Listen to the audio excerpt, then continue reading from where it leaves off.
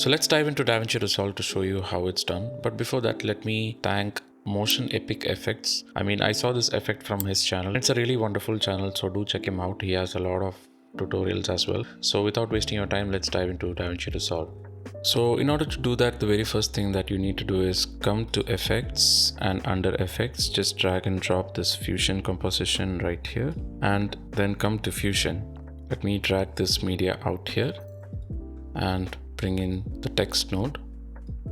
And to view it here, just drag this here like this, and you can see a checkerboard. So I'm going to type in neon.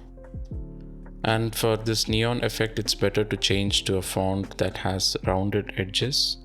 So I'm going to choose this SF Pro Rounded. It's a free font. It's available on Google Font. So I've downloaded that one. And I'm going to change this bold to something like regular. Now you have to come to shading, and you can see this select element 1, 2, 3, 4, 8. So this is already enabled. You come to 2 and press enabled, so it will create an outline.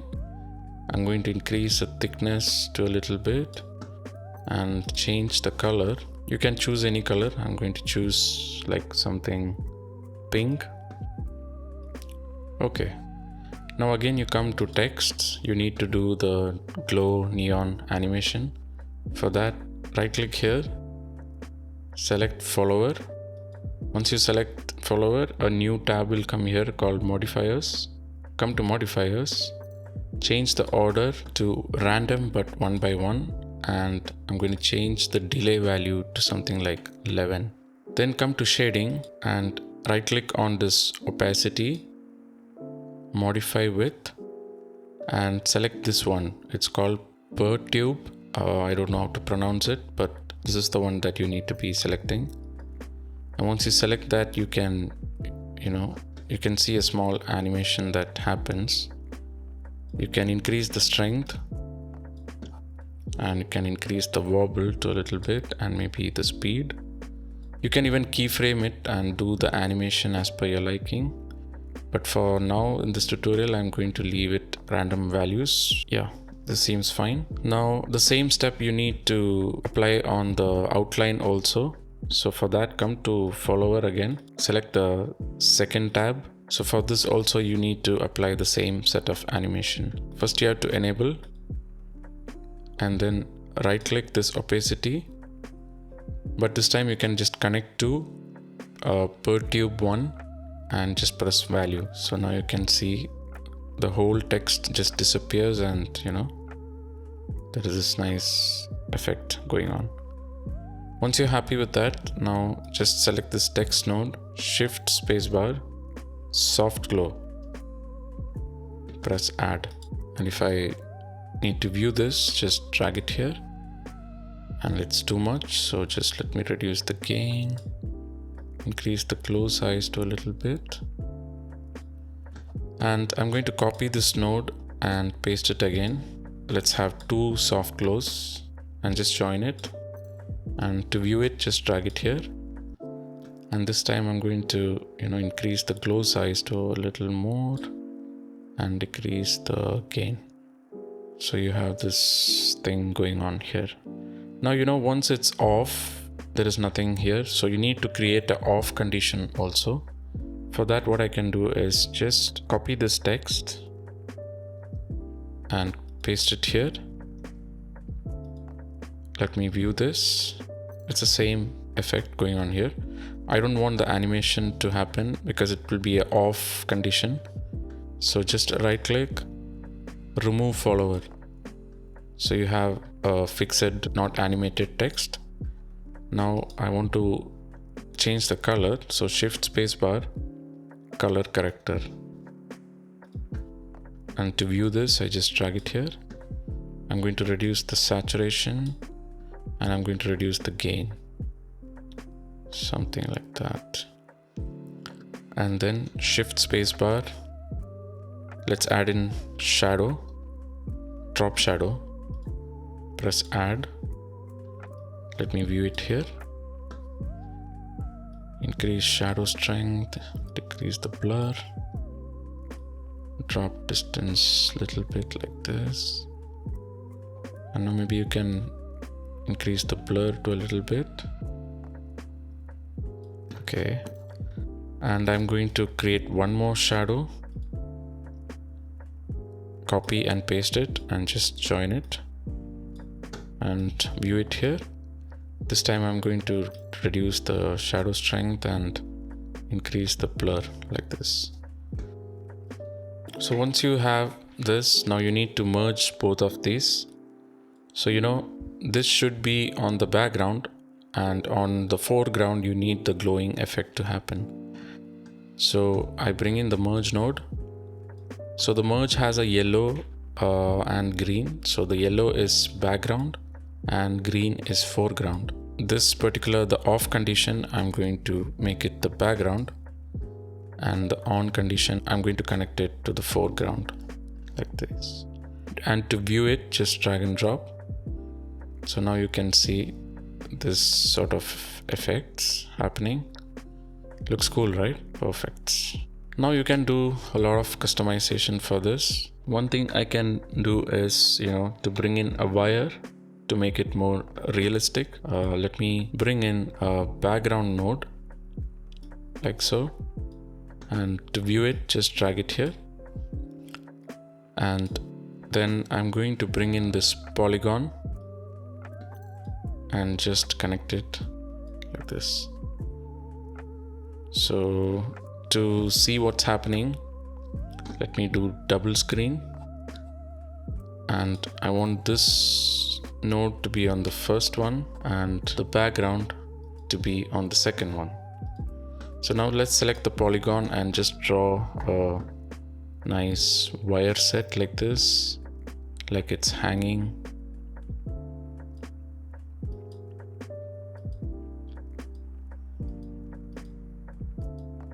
Something like this, We'll work on the border width like this, not that much. Maybe a little bit like this. And if you want, you can, like smoothen out the curve. You can work from here or here, it's up to you.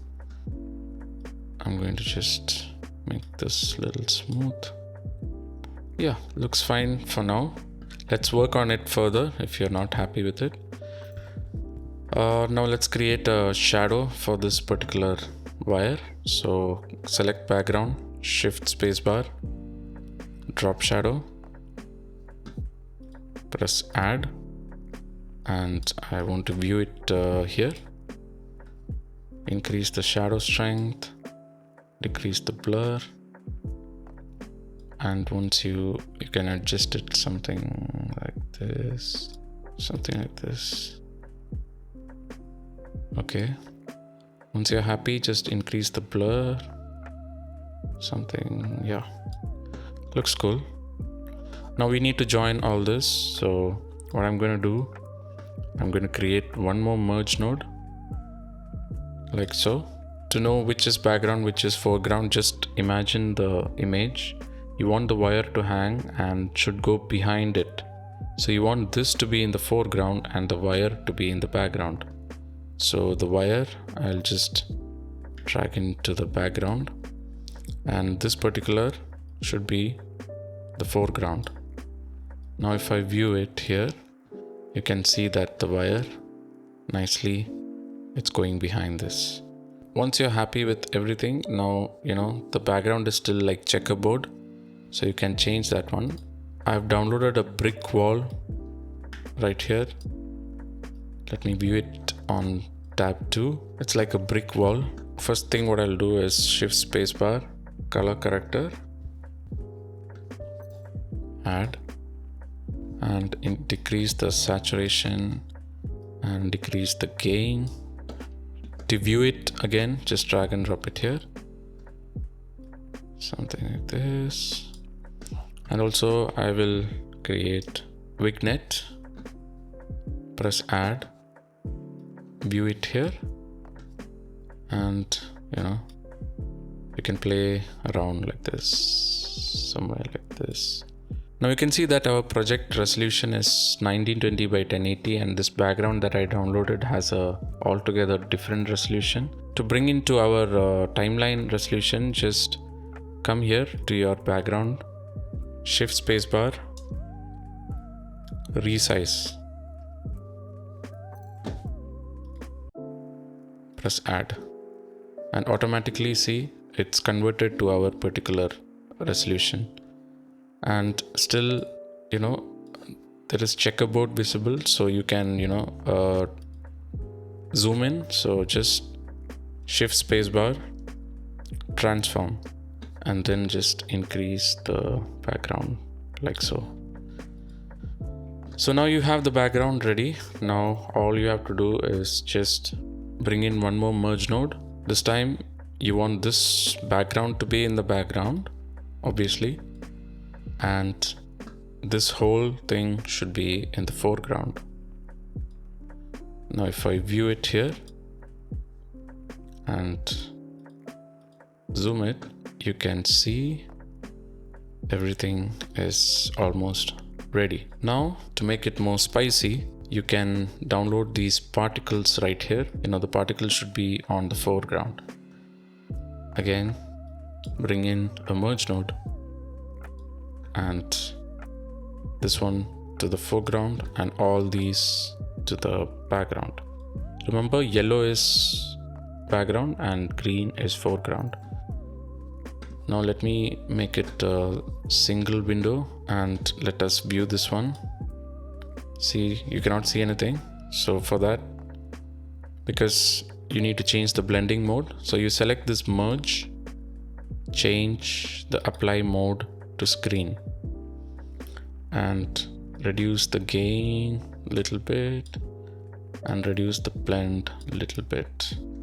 So now you have such great things happening here. To again make it more spicy, you can add in a small transform node here